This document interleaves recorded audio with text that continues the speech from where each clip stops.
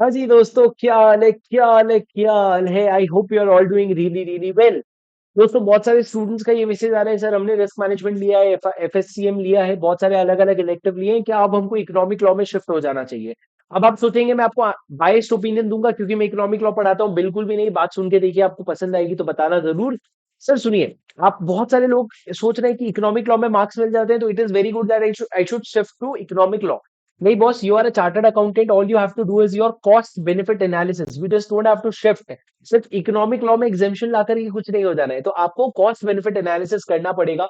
तो मैं आपको सारे पॉइंटर्स बता देता हूँ कि आपको क्या जेन्युइनली, अगर आप रिस्क मैनेजमेंट कर रहे हैं या एफएससीएम से कर रहे हैं, क्या ये समय अब है कि आपको रिस्क इकोनॉमिक लॉ सोचना चाहिए कि नहीं सोचना चाहिए, और अगर हाँ तो क्या पॉइंट्स आपको कंसिडर करने चाहिए। सबसे पहले हम ये अजम्पशन लेते हैं कि मान लो आप रिस्क मैनेजमेंट कर रहे हैं और आप अभी सोच रहे हैं कि इकोनॉमिक लॉ में शिफ्ट होना चाहते हैं। क्यों होना चाहते हैं सर? बहुत ऑब्वियस सी बात है कि हमको ऐसा लग रहा है इकोनॉमिक लॉ में लोगों को बहुत आसानी से 80 90 आ जा रहे हैं। 70 तो आ ही जा रहे हैं, अगर 60 आए तो हमको ऐसा लग रहा है कम लाया यार, फेल हो गया वो। पर ऐसा सच नहीं है। ये कहीं ना कहीं मई नवंबर 2022 में अटेम्प्ट में थोड़ा बेटर स्कोर आया है। इसका रीजन भी मैं आपको बताऊंगा, पर अदरवाइज इकोनॉमिक लॉ के पेपर्स भी पास्ट में टफ आ रखे हैं। दो अटेम्प्ट पहले जो आप लोगों का मई 2022 का अटेम्प्ट था वो थोड़ा ट्रिकी जरूर था, तो वहां पे इतना आसानी से 75 80 दिखने नहीं मिल रहा था जितनी आसानी से इस अटेम्प्ट में देखने मिला है। तो आप लोगों को ये समझना पड़ेगा, सबसे पहले आप सोच रहे हैं कि बेटर स्कोर मिलेगा, जरूर बेटर स्कोर मिलेगा, बट वो बहुत सब्जेक्टिव है। दूसरी चीज मैं आप लोगों को बता दूं, पहले मैं आपको ये कन्विंस करता हूं क्यों होना चाहिए आपको शिफ्ट, ठीक है। सबसे पहला तो बेटर स्कोर मिलेगा। दूसरा, आप लोगों के पहले वाले पढ़े हुए से आपके लॉ से कनेक्ट होता है। आपका जो पेपर फोर लॉ है, अगर आप बोथ ग्रुप दे रहे हैं तो इकोनॉमिक लॉ आपको बहुत ज्यादा कनेक्शन देता है। आपका ऑलमोस्ट 45 50% सिलेबस सेम हो जाता है। इनफैक्ट अभी भी जो नया फेमा में अमेंडमेंट आया है, वो फेमा में अमेंडमेंट पेपर फोर में भी है, पेपर सिक्स में भी है, सेम अमेंडमेंट। तो आपका रिलेटिवली जो काम होता है वो कम हो जाता है। और तीसरा, इकोनॉमिक लॉ में हाल फिलहाल में जो है केस लॉज उठ करके आ रहे हैं। मतलब जो केस लॉज आपके बुक्स में दिए हुए हैं उसी में से कुछ केस लॉज उठ करके आ रहे हैं, तो वो केस लॉज के लिए भी आपको जब कॉपी पेस्ट ही करना होता है तो रिलेटिवली इजी हो जाता है, तो इसलिए आपको इकोनॉमिक लॉ में शिफ्ट होना चाहिए। वो तो सर आपको पता था, पर जो नहीं पता था वो मैं आपको बताता हूँ कि economic law is not a joke. अगर आप इकोनॉमिक लॉ ले रहे हैं तो आपको सब्जेक्ट में एक्स्ट्रा एफर्ट्स डालने पड़ेंगे। Extra efforts in the sense, जो बच्चे खुद से डिसिप्लिन से नहीं पढ़ते या अभी रिजल्ट नेगेटिव आने के बाद उनका फ्लो नहीं बन पा रहा है, उनको फ्लो बनाने के लिए क्लासेस लेनी पड़ेगी। तो वो क्लासेस, जैसे मैं फॉर एग्जाम्पल अगर आपको बताऊं तो मेरी क्लासेस 80 घंटे की है। 80 घंटे में 40 घंटे तो उसके बच जाते हैं जिसने पेपर फोर पढ़ा है ढंग से। उसके ऊपर भी आपको 40 घंटे देने पड़ते हैं जिसमें आपके बहुत सारे केस स्टडीज अपने को करने होते हैं, केस लॉज आते हैं, बहुत सारी चीजें आती है। तो आपको एडिशनल टाइम देना पड़ेगा। अगर आप सिर्फ एक ही ग्रुप दे रहे तो मान के चलिए, अगर आपको पेपर फोर लॉ नहीं आते तो आपको 80 घंटे देने पड़ेंगे। और अगर आपको पेपर फोर आता है तो आपको सिर्फ 40 घंटे देने पड़ेंगे, ये सिर्फ क्लासेस के। तो उसके बाद आप समझो एक रिविजन तो कोशिश करोगे आप, तो वो एक रिविजन का आप फिर से 2 दिन समझ लो, तो आपको इतना समय देना पड़ेगा। पर अब एक बात समझो, अगर आप रिस्क मैनेजमेंट में ला रहे हो 50, अगर आप रिस्क मैनेजमेंट दे रहे हो और मान लो आप ला रहे हो 50 या 55 ला रहे हो, तो वो डिफरेंट है उसको 60 करने के लिए, 50 को 60 करने के लिए, मुझे ऐसा लगता है, I may be wrong, you have to tell me, but मुझे ऐसा लगता है कि शायद थोड़ी और मेहनत करोगे तो हो जाएगा। Rather than picking a whole new subject from zero, अगर आप थोड़ी सी मेहनत उसी सब्जेक्ट में डालोगे 10 नंबर और आपको मिल सकते हैं। पर सब्जेक्टिव है, शायद आपको एकदम जम ही नहीं रहा है, कोशिश कर रहे हो, मान लो आपके 2 3 अटेम्प्ट हो गए रिस्क मैनेजमेंट में और आपको 40 50 50 के ऊपर ज्यादा आ ही नहीं रहा है, 55 के ऊपर जा ही नहीं रहा है, तो it's time that boss you leave it, because you have to just get good marks in your paper six. But at the same time please understand, अगर आपके पेपर सिक्स में ठीक ठाक नंबर आ रहे हैं 50 55, और आपके कॉस्टिंग डीटी आईडीटी में भी ठीक ठाक आ रहे हैं, बस थोड़ा सा और इंप्रूव करोगे तो एग्रीगेट बन जाएगा। या मान लो डीटी नहीं बन रहा है, डीटी में 4 5 नंबर और लाओगे तो आपका एग्रीगेट बन जाएगा या डीटी पास हो जाओगे, तो आपका फोकस पेपर सिक्स को चेंज करने की जगह डीटी में होना चाहिए। क्योंकि आप एक ऐसा समझो कि माना कि 70 नहीं आ रहे, पर एक नॉर्मल सब्जेक्ट के हिसाब से 50 55 तो आ रहे हैं ना, तो वो मेरा प्रॉब्लम नहीं है। मेरा बड़ा प्रॉब्लम क्या है उससे, जिसमें मेरे को 30 35 आ रहे हैं।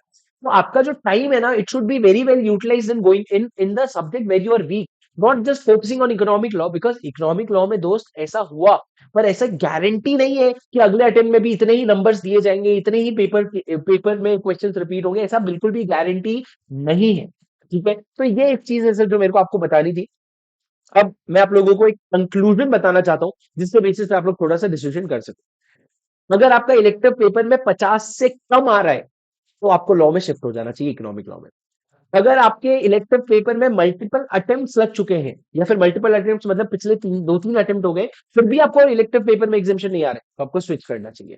तीसरा, अगर आप सिर्फ एक ही ग्रुप दे रहे हैं, दो नहीं, एक ही ग्रुप दे रहे हैं, अगर ग्रुप 2 और आपको लगता है इलेक्टिव पेपर में मेरा थोड़ा ढीला है ना, तो आप लोगों को स्विच कर लेना चाहिए। पर ये तीनों पॉइंट में एक चीज बहुत इंपॉर्टेंट है कि आपको लॉ से प्रेम हो। अगर आप लॉ से घबराते हो, अगर आपने पेपर फोर लॉ ढंग से नहीं किया था, आप बस ऐसे ही हवे हवे में पास हो गए और आपको लॉ नहीं पढ़ना दोबारा, तो इकोनॉमिक लॉ लेके सिर्फ मार्क्स नहीं आने वाले, आपको लॉ पसंद होना चाहिए। क्योंकि बॉस देखो, जब आप एग्जाम हॉल में जा रहे हो तो आपको अपनी पूरी मेहनत करके जानी पड़ेगी। वहां तो आप ये सोच के नहीं जा सकते ना पेपर इजी आ गया, नसीब साथ दे गया, ये सब तो नहीं सोच सकते। मेहनत करने के लिए आपको लॉ पढ़ना पड़ेगा। और इकोनॉमिक लॉ में भी आईबीसी है, फेमा है, रेरा है, बेनामी है, कंपटीशन है, 7 अलग अलग एक्ट्स है। तो मेहनत तो लगेगी आपको, पर उसके लिए आपको लॉ से प्यार होना चाहिए, तभी जाके आप इनमें से कोई भी डिसीजन ले सकते हो। सर मैं आपको फॉर इन्फॉर्मेशन ये बता देता हूँ, जैसे मैंने आपको बताया इकोनॉमिक इकोनॉमिक लॉ की जो मेरी बैच है, वो बहुत इकोनॉमिकली सिर्फ 3000 रुपीज में प्राइस की गई है। मेरा कोई मटेरियल आपको उसके साथ सॉफ्ट में, हार्ड में नहीं मिलता। क्यों? क्योंकि यार एक ही बाइबल है, उसका आईसीआई मॉड्यूल, जितना आईसीआई मॉड्यूल को स्टिक करोगे उतना खुश रहोगे। उसके ऊपर मैं आपको इंडेक्स, केस लॉ के समरी, आपका केस स्टडी डाइजेस्ट का फाइल, और भी कुछ चैप्टर्स के मेरे समरी नोट्स, वो सारी चीजें देता हूं ताकि आपकी आसानी से चीजें हो जाए। तो आप लोग जैसे अगर पेपर फोर लॉ के तो मेरे स्टूडेंट है, तो आप तो जरूर 60 ले सकते हैं, क्योंकि आपको डिफरेंशियल पोर्शन बहुत सिलेक्टेड देखना पड़ेगा। पर होता क्या है क्लासेस लेने से, कि जो केस केस स्टडीज होते हैं बड़े बड़े, जो हम खुद से करेंगे ना तो नहीं होता, पर फिर क्लासेस के चक्कर में डिसिप्लिन के साथ क्या हो जाता है, खत्म हो जाता है। So that is all I have to say, that is all that I have to, that is my whole answer to the very big question, should I shift to economic law. It is not an easy decision. आप अपने pro cons मैंने सारे points बता दिए, आपके जो भी favour में आ रहा है वो पॉइंट्स लिखे, जो भी अगेंस्ट में जा रहा है वो पॉइंट्स लिखे, और उसके बेसिस पे डिसीजन ले। एक पॉइंट को अपना डिसीजन मेकिंग फैक्टर जरूर ना बनाए कि करियर पे इंपैक्ट होगा। आगे चल के आप रिस्क मैनेजमेंट करेंगे या फाइनेंशियल सर्विस करेंगे या इंटरनेशनल टैक्सेशन लेंगे, इससे आपके करियर में कोई पॉजिटिव इंपैक्ट आएगा, ऐसा बिल्कुल भी नहीं होता है। मार्केट में आज के डेट में सीए को हायर करने वाले किसी भी एचआर को उठा के पूछ लो, तुमको पता है कि अच्छा सब्जेक्ट का नाम, बोले नहीं पता हमको। बोले नाम पता है ना, हमको फर्क पड़ता है, उनको नहीं फर्क पड़ता है। आपका अल्टीमेट गोल सिर्फ दो ही होना चाहिए, उस सब्जेक्ट में पास होना और एग्रीगेट में पास होना, बस खत्म। अपना काम वहां समेट जाते हैं। ठीक है, I hope you understood guys. If yes, do make sure, if you appreciate the effort, do make sure that you hit the like button. इसी तरह के छोटे छोटे क्वेश्चंस जो आपके होते हैं बहुत सारे, उसी पे मैं आंसर्स लेकर के आते रहूंगा इस चैनल पे, तो जरूर इस चैनल को सब्सक्राइब कर लीजिए। और ये वीडियो हर उस अपने दोस्त को भेज दीजिए जो बेचारा रिस्क मैनेजमेंट या फाइनेंशियल सर्विस लेकर के पछता रहा है या परेशान हो रहा है कि अब उसे क्या करना चाहिए, उन तक जरूर पहुंचा देना। मिलते हैं अगले वीडियो में। This is C A Shubham Singhal signing of.